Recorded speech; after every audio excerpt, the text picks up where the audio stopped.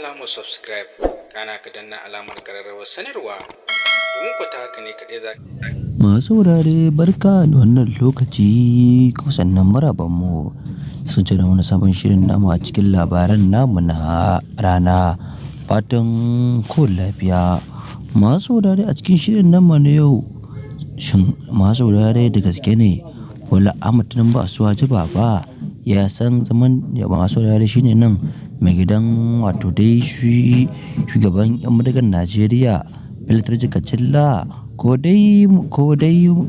masu saurare Bello Matawalle ne dan karamin hafsin tsaron ƙasar ta Najeriya. Masu saurare sai ku gyara zama tare da biyan ƙarshen wannan bidiyo namu domin yadda za ku je da abin zai kasance tsakanin wannan mutane guda uku wane ne shugaban na gaske. Masu saurare amma kafin nan za mu so da ya kasance wannan shine fa kenan zuwan ku na farko wanda shi ta muke albarka da ku yi mana subscribe da na mana alamar gara sanarwa domin samun labarukan namu a kawai da yaushe da na mana alamar comment da na mana alamar like akan bidiyon namu. Ga dai ci gaban rahoton nan bara mu fara da al'amarin shugaban ƙasar Najeriya Asuwaju Baba wato dai Bola Ahmed Tinubu Asuwaju. Masu saurare muku manta ba kwanan nan dai wato dai shugaban ƙasar jamhuriyar Nijar Brigadier Abdurrahman Chani ya fito fili yayi tona-tonan asirai bayan sun kama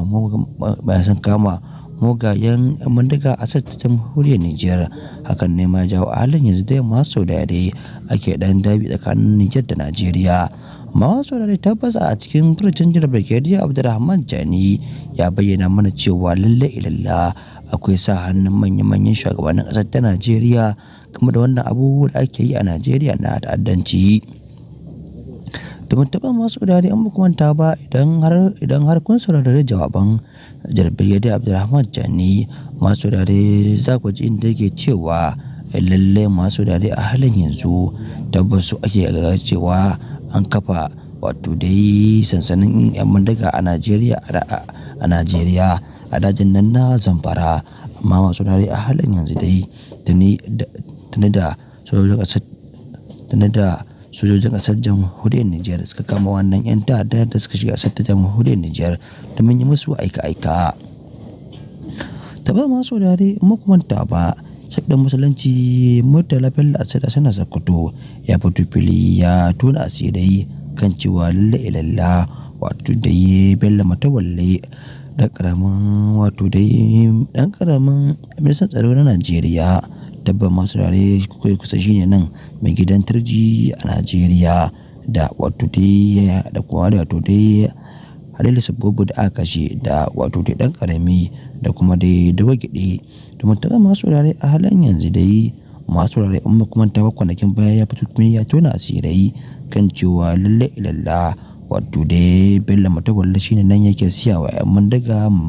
makamai kalar su AK-47 da kuma da siya masu mota Hilux. Amma tabbas masu rare tabbas su wato dai makamai fa da alamu ba sani ba cewa shine nan wanda ke siya masu ko ba shi bane ba. Amma tabbas masu rare a halin yanzu dai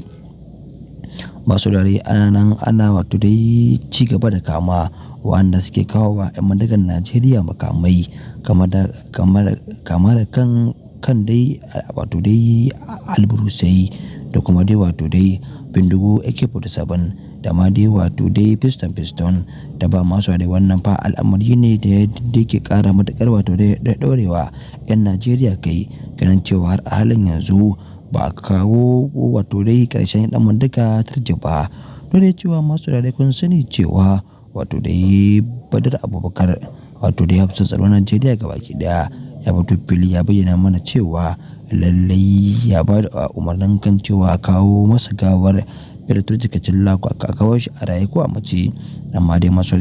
yanzu ba kawo gawarsa ba. Masu saurare shin kuna ganin cewa lallai